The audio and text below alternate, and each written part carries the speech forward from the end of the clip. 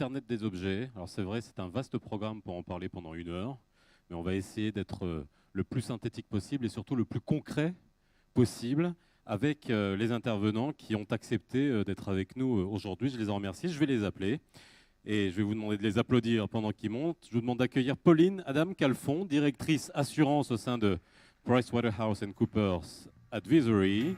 Claude Sarcia, président du directoire d'Intermutuelle Assistance. Peter Miller, CEO de The Institutes. Et enfin, M. Bob Kreutzer, qui est le patron de l'architecture service et global blockchain, centre de compétences au sein de Allianz Technologies. Améliorer l'expérience client.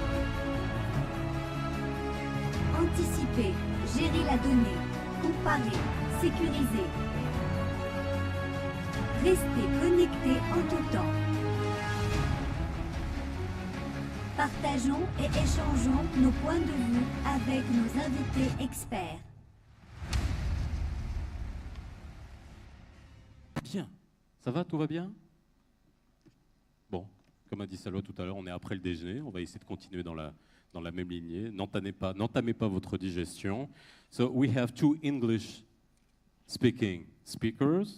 Et nous avons 2 francophones. On n'a pas fait exprès de les mettre face à face, vous inquiétez pas. L'école anglo-saxonne et l'école francophone. En tout cas, I'm going to try to switch between English and French. You have your translation boxes. Pour vous, si vous avez vos boîtiers de traduction, n'hésitez pas. On n'a pas de dogme, hein, donc on va essayer. Je sais que vous comprenez le français. Un petit peu. Prenez le micro. Prenez vos micros déjà pour voir si tout fonctionne bien. Alors, l'objectif de ce panel est bien évidemment, je ne vais pas encore le répéter, mais voir de quelle manière l'assurance peut profiter de la blockchain. Alors, j'ai eu l'occasion sur des plateaux de télévision, des plateaux de radio, d'essayer de vulgariser le concept de blockchain pour voir comment ça fonctionne. Et beaucoup de gens avaient de la fumée qui sortait des oreilles. Et donc, ce qu'on va essayer de faire, justement, c'est de vulgariser ce concept et essayer de comprendre quels sont vraiment les atouts. Beaucoup de gens disent, on a parlé de disruption, qui est un concept qui a beaucoup été utilisé, qui est à la base un concept qui a été inventé par un publicitaire.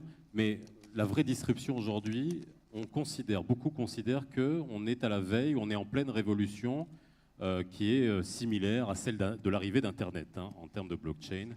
Et on verra plus encore. Bon, voilà, Pauline, n'hésitez pas. Alors, n'hésitez pas à vous compléter, à vous interrompre. On est dans une discussion libre et spontanée. Je vais commencer par Pauline et je vais vous expliquer pourquoi. Parce que j'ai sous les yeux une étude qui a été menée par votre cabinet, qui est extrêmement complète, sur les différents types d'applications qui peuvent être utilisées au niveau des assurances. Et il y a un chiffre qui m'a quand même interpellé, c'est que près des 60% des professionnels de l'assurance que vous avez interrogés ne savent pas vraiment ce qu'ils vont pouvoir faire de la blockchain. On est en 2018, il y a beaucoup aujourd'hui de cas concrets qu'on va détailler, mais c'est intéressant de voir justement, et pour les gens qui sont avec nous dans le public, quels sont ce type d'applications. Mais d'abord, Pauline, c'est quoi la blockchain? Rapidement. Alors, pour faire une petite réponse courte, en moins de 2 minutes, je vais faire un petit peu ce dont on va parler aujourd'hui. Je vais faire l'automatisation et je vais faire travailler la vidéo. On a préparé une petite vidéo, c'est moins de 2 minutes. Alors, mon défi, c'est de faire en sorte qu'après ces 2 minutes, vous compreniez de façon très concrète ce qu'est la blockchain. Donc, si on peut la lancer. On regarde.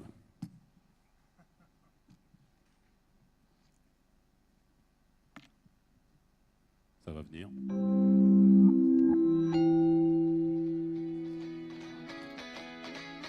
Le secteur de l'assurance doit faire face aux défis de la transformation digitale.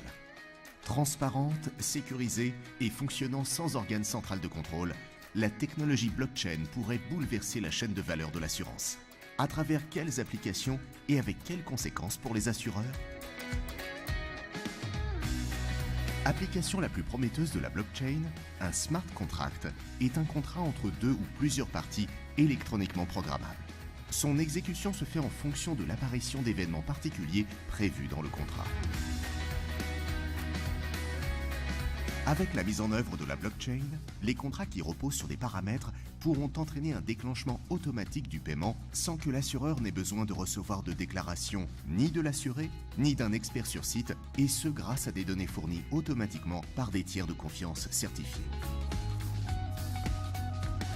Enfin, la blockchain pourrait permettre la diminution du risque de fraude et de vol de certains types de biens. Ainsi, Everledger, start-up incubée dans le programme d'accélération d'Alliance France, construit un registre universel et infalsifiable des pierres précieuses dont le coût du vol et de la fraude pour les assureurs est estimé à 50 milliards de dollars annuels. La blockchain devrait tout d'abord permettre des économies.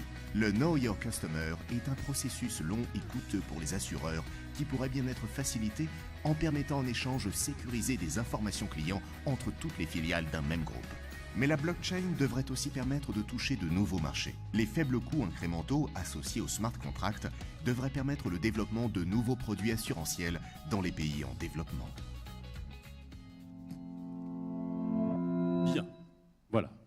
Est-ce que c'est Schématisé. plus clair? Je ne sais pas, on va demander. C'est plus clair? Bon, je vois des sourires, alors j'espère que c'est des sourires qui veulent dire que oui, c'est un petit peu plus clair. Non, on les voit juste devant. Hein. C'est des initiés. Au moins cela.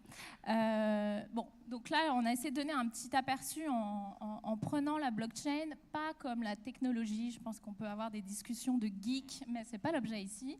On a pris le sujet en essayant de comprendre quels pouvaient être les use cases possibles autour de la blockchain. Et finalement, peu importe, ce qui est intéressant, c'est qu'il y a des use cases qui sont développés grâce à la blockchain et qui peut-être demain seront